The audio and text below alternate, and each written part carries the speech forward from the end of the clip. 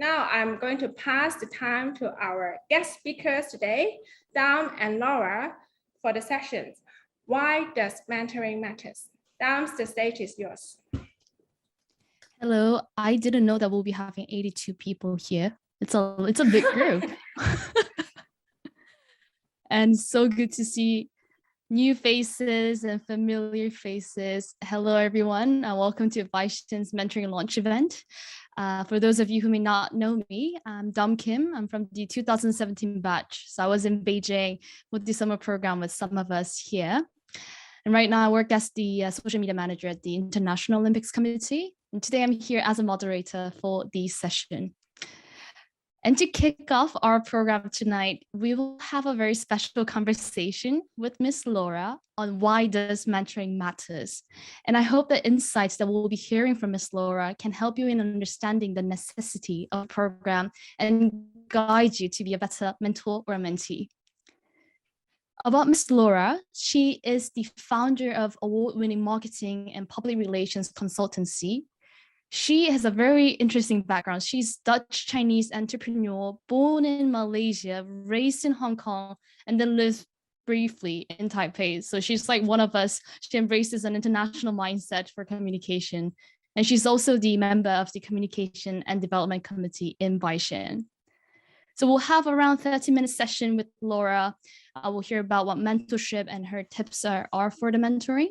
And then we'll have a 10-minute Q&A session. So feel free to share your questions or comments in the chat box during the session so that I can pick up and ask during the 30 minutes time, or we can have a Q&A, or you can ask that, raise your hand, ask that during the 10 minutes Q&A session afterwards. And saying that, let's welcome Miss Laura. Hi, good morning, good afternoon, good evening, everyone. Thank you, Dam, for the very sweet introduction. How is everyone doing today? Why don't we utilize the chat box and just, say hi and where you're currently calling in from, just for us to know.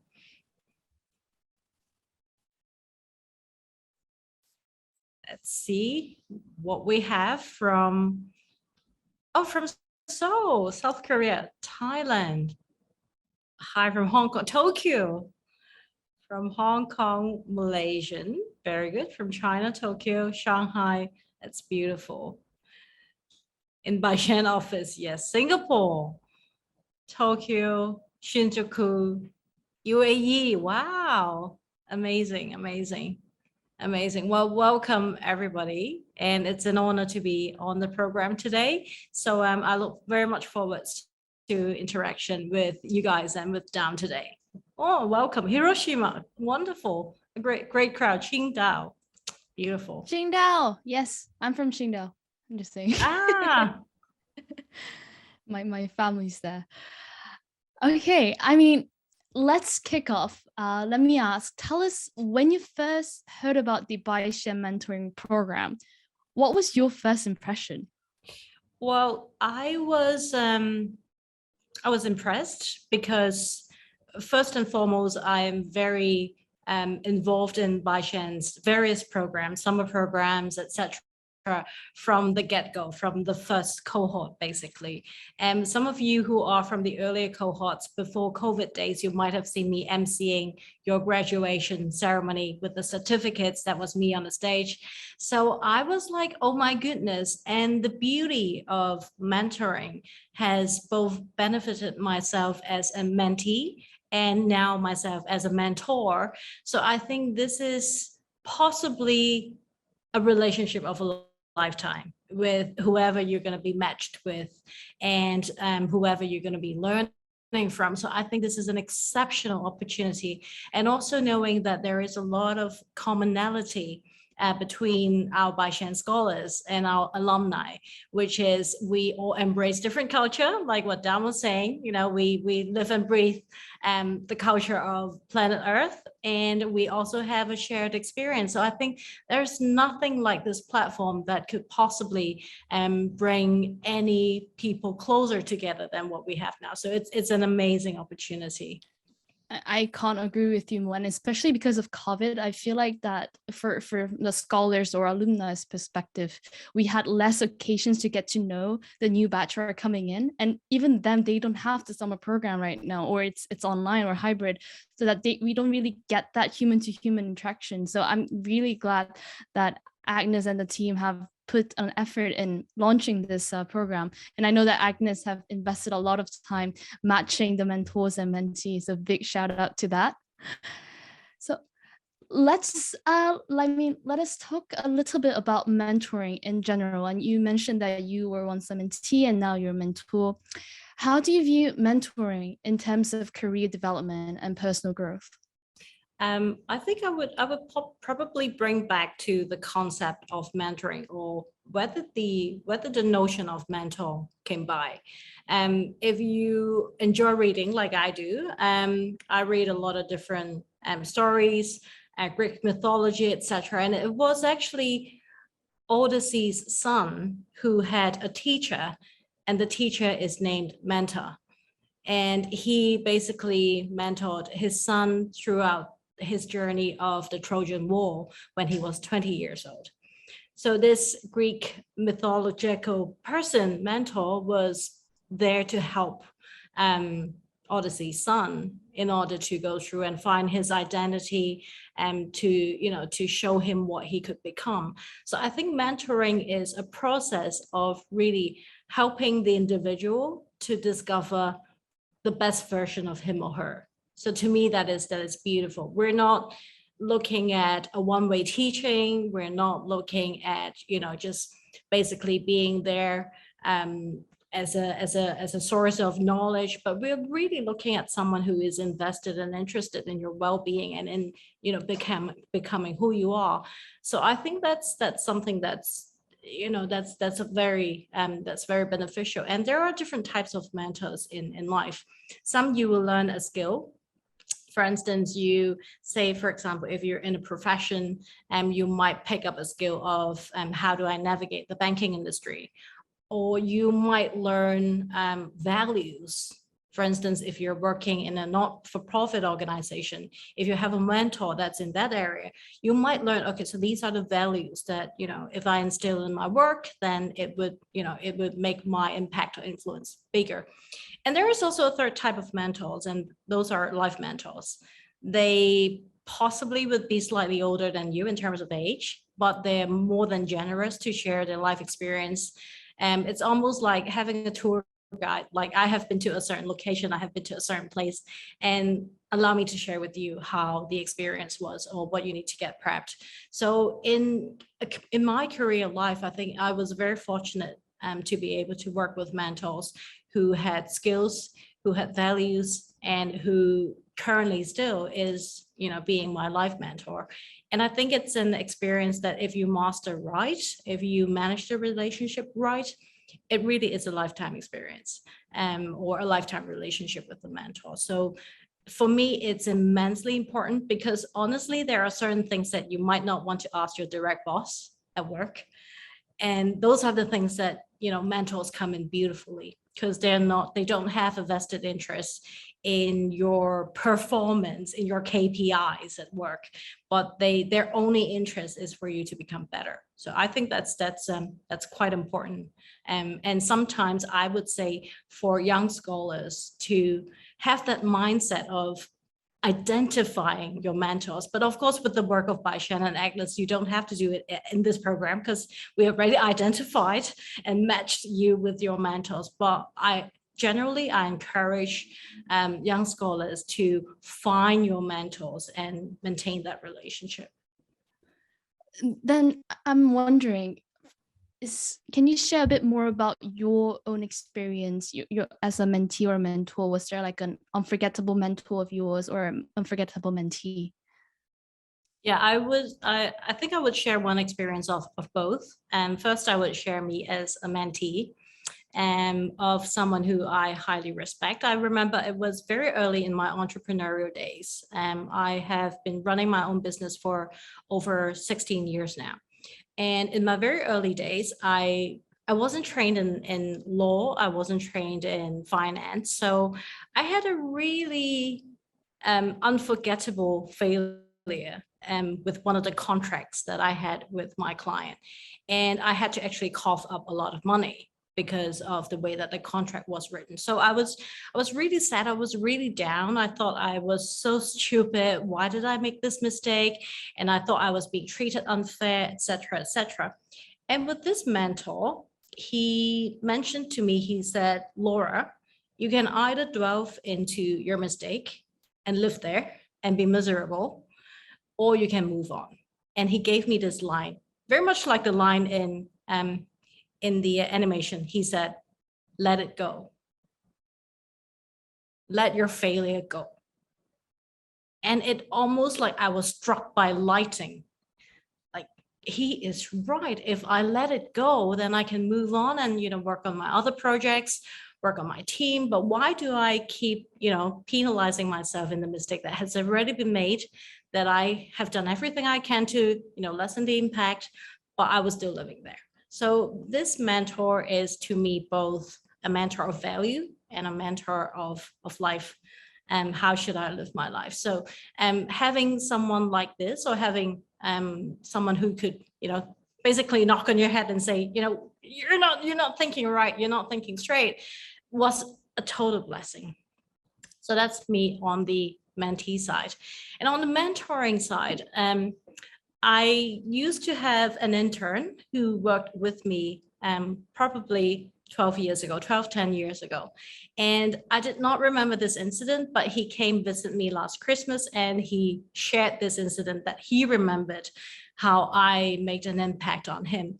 He was just graduating from one of the universities in Hong Kong, and he was very lost as to what he would like to do after he graduated.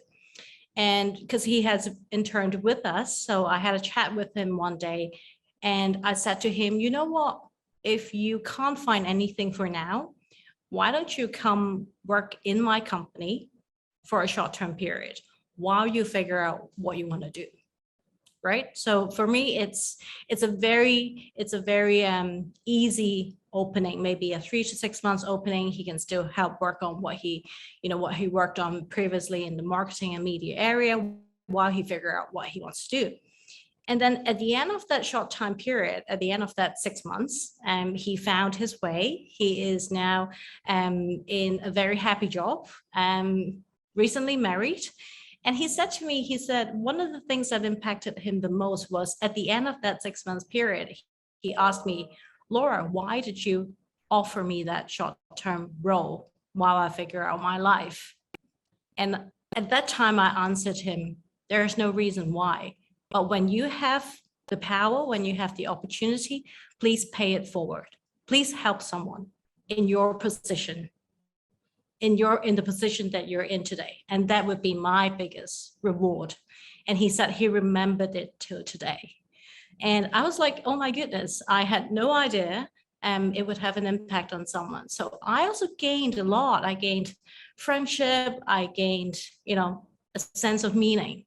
So if you're a mentee or if you're a mentor, it's really a win-win situation.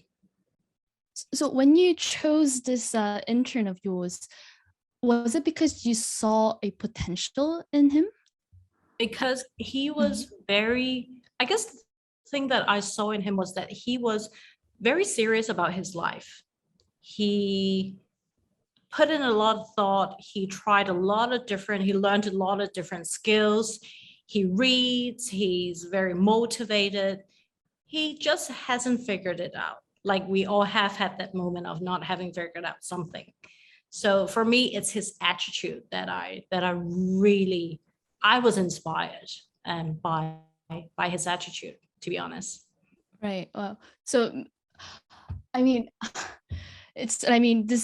this is something that we should discuss a bit later when we talk about the attitude part. But I feel like finding that potential from the mentee is the most challenging part in many ways, because you're not leading the person, you're guiding the person. And I always struggle, is my personal story, always struggle in finding that potential, because there are cases when the mentee themselves don't realize that they have the potential. And how to grab that out was always a challenge for me. Yeah, I guess one of the things that, Dom, you said it really right, is that as mentors, my analogy is very much like, I remember it was Isaac Newton who said, having a mentor is like standing on the shoulder of a giant, right? You're not pulling, you're not pushing, but you're allowing them to see the altitude, allowing them to see how the world could pan out. So that ability, really, if you're a mentor, has to be trained. You have to, time and again, be able to see the potential in someone who might not see it for him or herself. And if you're able to do it, then chances are you can become a better mentor. I would say that just because you have skills doesn't mean that you can do all the 3 different types of mentors that I was saying, the skill, the value, or the life mentors. So we really need to try and perfect our craft even as a mentor. And I think that's also a tip for the mentors or the mentees here, is to understand the 3 different categories of the mentoring that Laura mentioned, and perhaps find which is the right fit in your case, because maybe in skill set wise, you guys don't have a similarity, but maybe he or she could be your life mentor or even a lifelong friend. That's something that we should bear in mind. Exactly. I mean, from choosing a mentor perspective, I think what I would really look up to is people with character. Like I would really look up to someone who, who is successful in terms of integrity, who is successful in terms of being able to grow his team or her team, a leadership role, or someone who cares about, the future. So I would identify people like these and wish that if I would become him or her in maybe 10, 15 years, I would be so happy. Then I would look for these character in a mentor. Wonderful. I mean, let me just move on a little bit to ask about your expertise, because obviously you're the expert of positive communication. So how would you suggest mentors and mentees to apply positive communication during this mentoring period? And I had this question in my head: how do you even define positive communication? Well, I guess it goes back to the source of, or the root of human relationship. What is human relationship? It is a relationship whereby we action and reaction. Someone gives, someone takes, and then someone gives, someone takes. So to me, it's a cycle. Sometimes you're giving, sometimes you're receiving. And when we apply it to a mentor-mentee relationship, it has to be both ways. So the positive communication really begins with communication, A, and B, that it feels like everyone has something that they could extract value from, or they feel that, they're able to give value. So I would highly recommend that if you're being matched with a mentor, or if you're being matched with a mentee, at the beginning conversation, let's talk about what you would like to achieve, or let's talk about things that you want in life, in order for that dialogue to happen. And you will possibly find that when your values are aligned, or when your goals are aligned, it's easier to have a good and healthy relationship. The second thing that I would recommend is to respect boundaries. Mentor and mentees are not, they're not paid, they're not obligated, as quote unquote. It means it's both, on both sides, is a volunteer experience. So whether you could balance that and have boundaries, like say if you would like to meet your mentor, if you would like to meet him or her for lunch, could you just draw a lunch time frame and try to stick to it? Or if someone prefers to be, on a call, meaning you do not extract more than you should, and you set boundaries for each other so you can be more comfortable in that relationship. And I guess the third thing that I would say about positive communication in mentor-mentee relationship is to be appreciative. Sometimes I would see that the mentees are more appreciative than the mentors, because some mentors would think, why are you not doing what I'm telling you to do? Like, why did you go A? And then the mentee turns out to go B, and the mentor is unhappy. I would like to go back to the relationship nature of mentor and mentees, is really to help the mentee become the best version of them It's not to become the best version of you. So in that sense, try to be more embracing and appreciative of effort. It's very much like when we talk about what you praise people for. You praise the effort, you don't praise the results. So I think with those tips, it would possibly create a more positive communication and ground for both sides. We've touched upon about the attitude part, but is there any tip that you like to give to the mentor or the mentees during this 3 months program? Yeah, I would possibly begin with what a mentee should, come with in terms of mindset. I think the first is to be humble, because if you're humble, your glass is not full, meaning you can take on more knowledge, you can take on more feedback, and you can learn something. So be humble. It would also mean that when you're interacting with your mentor, you would interact with respect. That's the first attitude that I would say. The second attitude is to be motivated. Do not wait for your mentor to call you. If you have agreed upon a frequency, if you've agreed upon an interaction means, try to be the one that initiates, and without being too pushy. And motivation would also mean to begin action on what you have discussed, on what you have agreed, because remember that your mentors need your motivation as well to be motivated to help keep you going.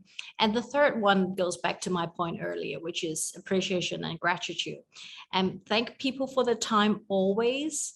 If you can, if you're meeting face to face, bring them something small that is hearty, and that makes the mentor know that you think about them. And or if you see an article online, just share. So I think these would be the attitudes of a mentee that I think would be very, very functional and very helpful. So be humble, be motivated, and also be grateful. As for a mentor, I guess the first thing is to realize that we need to give a lot of care and interest. So the last thing we want is for you to not care about your mentee. But I think that would not happen in the Bai Xian program, because the Bai Xian people I know is full of a lot of love.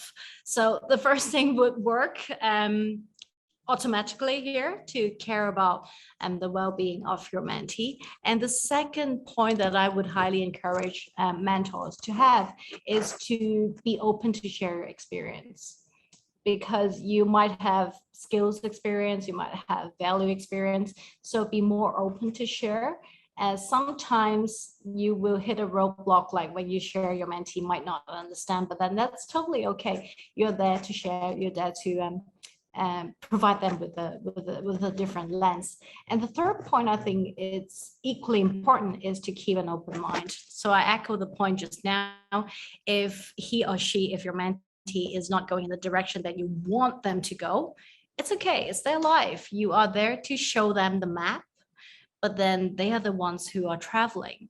So these would be the three attitudes that I would say a mentor should have. Great. And I mean, we started by asking your first impression about the program, but after all what we have discussed just now, can you tell us why this mentoring program is important? Well, I think it is important because you are being matched with someone that you would very much sync from a professional or from a value perspective. That is actually very rare, because sometimes when you look for a mentor, you don't see that.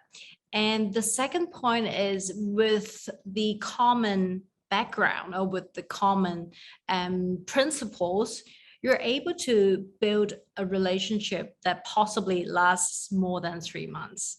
So 3 months is the structure of the program, but I highly encourage you to look at it as a mentor-mentee relationship for life.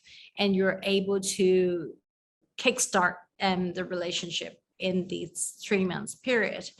And also, I think because it's so structured, and because that, there's a lot of help on the back end. And if there is anything that you have query about, or you would like to ask, there is a support system. So it's pretty amazing. There is a support system beyond the support system of a mentor-mentee relationship. I don't think we can find it anywhere else. And of course, if you're being matched with someone who is from a different culture, the importance is also that you start building your network with your mentors, a network that's not just within your home base, and it could be extended to different locations, and that would bring you a more globalized perspective of life and of work. So I think those are, if I were a student, I would sign up, no brainer. I don't know whether they would take me though. I'm sure you'll be a great mentor, mentee. You should join the program. And VR, the Asian Future Leadership Scholarship Program is gone now. Yeah, what was the name of the scholar? I forgot the name. Well, thank you so much, Laura, for this inspiring and insightful session. I'm sure all of us here are now ready and not ready at the same time, because I know it's going to be a experience that we have to go through. Yep. But I'm sure that the mingling session will be going smoothly. Now, let's open the floor to our audience. Are there any questions or comments?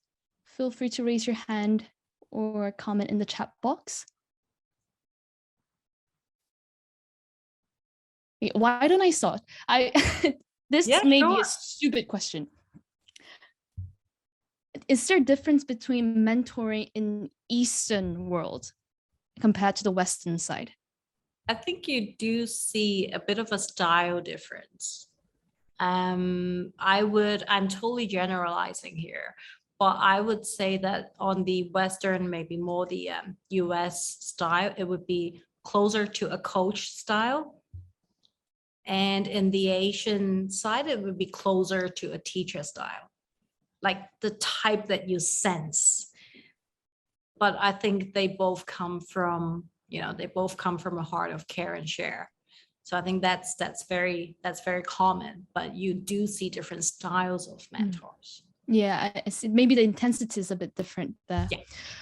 I see one hand raised. Hi, you. Are you there? Hi, you Lee from 2021. Hi. Oh, sorry, it's a mistake. But thank you for your speaking. I learned a lot. Sorry. Thank you. We do have a question in the chat box, no? Right. We can start from Wei Wei. Would you like to share a bit on reverse mentoring also? Well, I think that totally does happen. And for me, in different life stages, I would increasingly see the value of reverse mentoring, at least for me. Like I used to, possibly in my 20s, I used to only think that I can, seek a mentor that's older than me because they've been there, they've done it, they've experienced it. But as I move on, I now would look for, I might not call it mentors, but I would call it discussion buddies or, friends who are much, much younger than me. And they would be teaching me about this generation. Like, for instance, I would be very inspired by speaking with someone in their 20s about their views of sustainability in this generation. Because it's very different if I talk to my older mentors and if I talk to a younger generation, they would give me totally different perspective. Or on technology, on the concept of diversity, it's something that would be very different across different generations. I think that's something that you could bring to the table.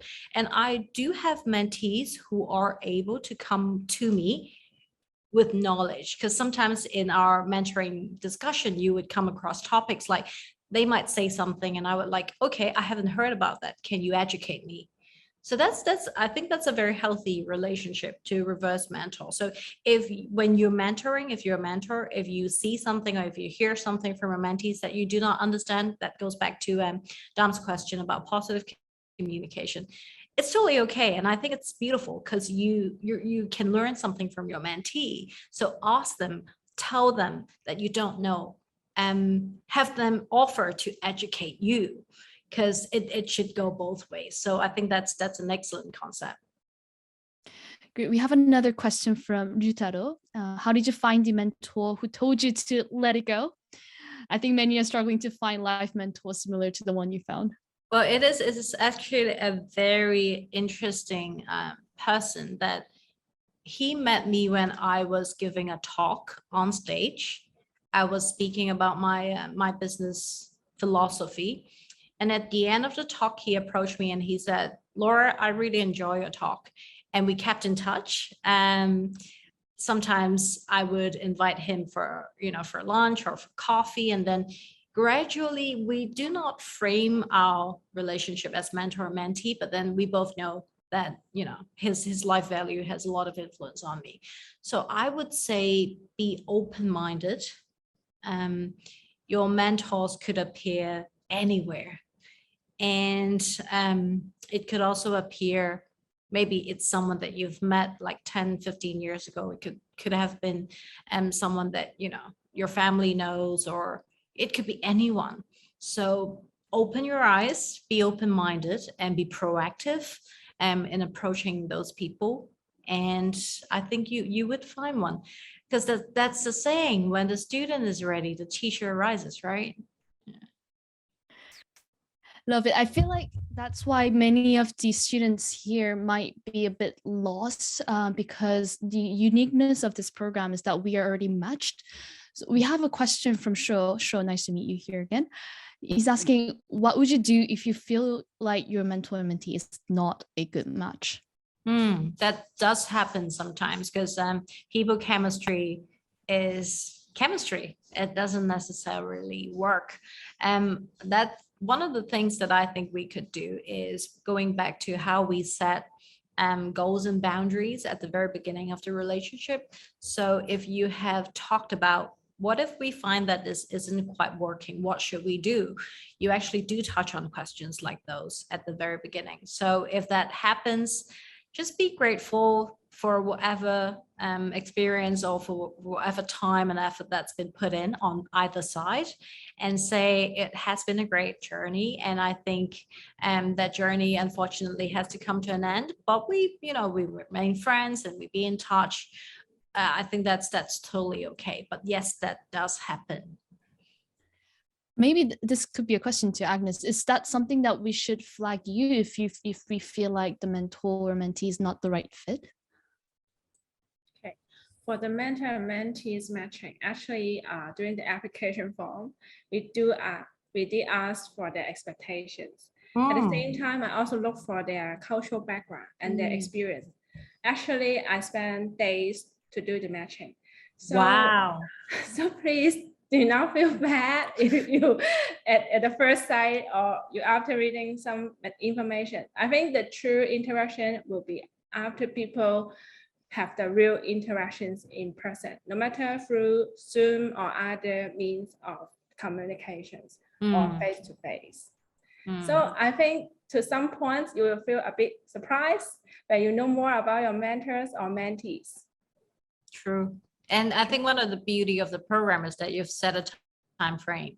Yes. So imagine it's a 3-month journey with someone. If it works out, then you could possibly take it to the next level. But if it doesn't, then it's 3 months. Yes, that's really true. Yeah, actually, I do think you just feel free to make more friends and enjoy the times you're making new friends. Yeah. Yes. Absolutely. Yeah, and I think that's why the group mentoring pod that you mentioned earlier, Agnes, would be very helpful to have my cohort people to join the session, and then we can do like a group, I don't know, drinking party. Yes. All the mentors info were on our website. You just feel free to connect them through LinkedIn. It's really, okay, really open. Whoever wants to join me, let's do a group mentoring. You might together. have an 80 or 91 person raising their hands. Yeah, do raise your hand or message me. I'll plan something. We have one more question. Miyuki, good to see you. How should mentors overcome or mentors avoid unconscious bias? That's a good one. I guess the first by asking this question, you're already beginning to be aware of unconscious bias. And I think making the unconscious conscious is the first step. I do recommend, if you are a mentor, do look online for resources on how to become a good mentor. And also remember that it is your mentee's life journey. It's not your life journey. So instead of thinking that you would like them to achieve what you would have achieved, is to discuss with them what is meaningful for them, or what is, what is something that they would like to achieve. So to begin with that, I think would be a great start in avoiding unconscious bias. And of course, as we do with, for instance, education on cultural differences, education on working across different professions, we do keep a mindset of being curious. Because if you walk in with a mindset of judging and assessing, it's very difficult for you to keep an open mind. But if you walk into a relationship with a curiosity mindset, say someone is talking to you about things you do not believe in, or you disagree, instead of saying yes, no, or black or white, you'll say, can you tell me more? Or can you enlighten me? Share with me what your thinking is. And with that exploration journey of discussing, of being curious about someone, you would minimize the potential of imposing on someone an unconscious bias. And I personally, I do keep a log of my mentee meetings. So after I've met with a mentee, or if I have met with a mentor, I would keep a notebook, and I would write down the points that we discussed, and to reflect on how I could better contribute to that relationship. So I think that has helped me a lot. So journaling your meetings with your mentor or your mentee. Thank you so much, Laura. Do we have any additional questions or hand raise from the floor? I see none. Agnes, should I pass the mic to you? Okay. Thank you so much for the section, Sam and Laura. I hope no matter you are mentors or mentees, you enjoyed the session today. Actually, Laura also bring a very meaningful quotations to all of us. Oh, today. yes, Please yes. share the screen. Yes, thank you. I almost forgot. Yes. Yes. Laura, Okay, can you explain a little bit why a you would like bit to? about this. This is actually a quote from a book that I really love. It's by Mitch Albom. The book is Tuesdays with Maury. It is written, it's based on a real story that the author, Mitch, has a professor. Oh, you have the book cover. Excellent. Mitch met with his professor after years and years after he graduated. And when he met him, Maury, which is used to be his sociology professor, was being diagnosed with ALS, and he has less than a year and a half to live. So Maury and Mitch embarked on 14 Tuesday meetings about life, about regret, about career, about love, etc., etc. And it is one of the most beautiful mentoring and mentoring relationship that I have heard, because someone's closing on to their end of life, the sharing has to be honest and real. So I highly recommend this book, or an audiobook, if you may, for those of you who haven't read it. And in one of the very early chapters, Maury taught the author, Mitch, about love. And that is what my quote is. The most important thing in life is to learn to give love and to let it come in.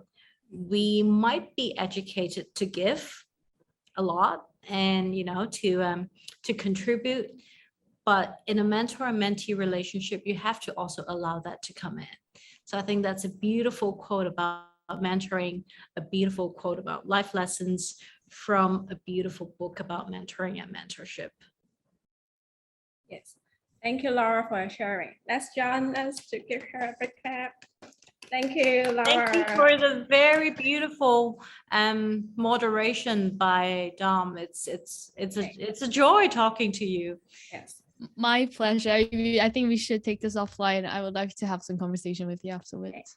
Okay, absolutely, absolutely, and thank you, everyone. I can't congratulate you enough. This is an exceptional program, and I'm sure everyone will benefit, and everyone will also be able to contribute to the program.